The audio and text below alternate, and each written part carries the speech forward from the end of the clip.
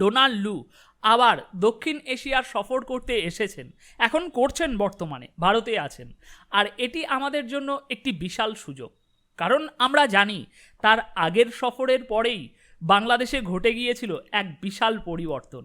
শেখ হাসিনার সরকারকে সরিয়ে দিয়ে ক্ষমতা দখল করা হয়েছিল একটি বিদেশি মদতপুষ্ট গোষ্ঠী দ্বারা। আর এখন যখন ডোনাল্ড লু ভারতে, শ্রীলঙ্কা এবং নেপাল সফর করছেন কিন্তু বাংলাদেশে আসছেন না, তখন আমরা একদম স্পষ্টভাবে বুঝতে পারছি যে এই ইউনূস সরকারকে নিয়ে তাদের মধ্যেও, মানে আমেরিকান ডিপ স্টেটের মধ্যেও অসন্তুষ্টির মাত্রা গভীর হয়েছে।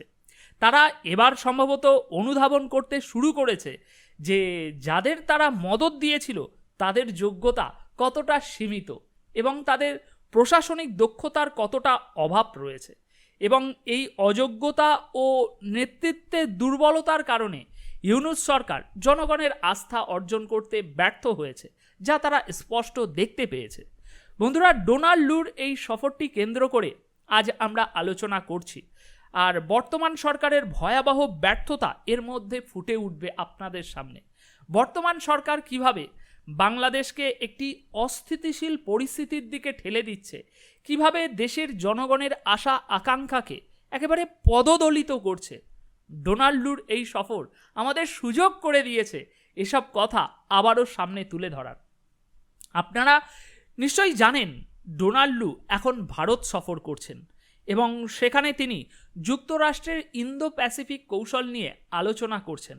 আর ভারতের পর তিনি যাবেন হচ্ছে শ্রীলঙ্কা ও নেপালে। কিন্তু এখানে প্রশ্ন হলো, কেন তিনি বাংলাদেশে আসছেন না, যেখানে এই সফরে সর্বপ্রথম তার বাংলাদেশে আসার কথা, কিন্তু বাংলাদেশে না এসে শ্রীলঙ্কা, নেপালে পর্যন্ত যাচ্ছে, কিন্তু বাংলাদেশে আসছে না। অর্থাৎ এর মধ্যে কিছু একটা ম্যাটুকুলাস তো হয়েছে, তাই না? নইলে এরকম কেন হবে?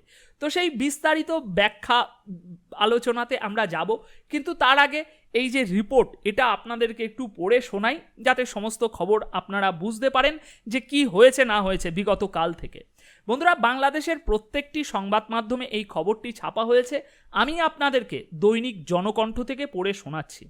বন্ধুরা, শিরোনাম হচ্ছে, ভারত সহ দক্ষিণ এশিয়ার 3 দেশ সফর করবেন ডোনাল্ড লু।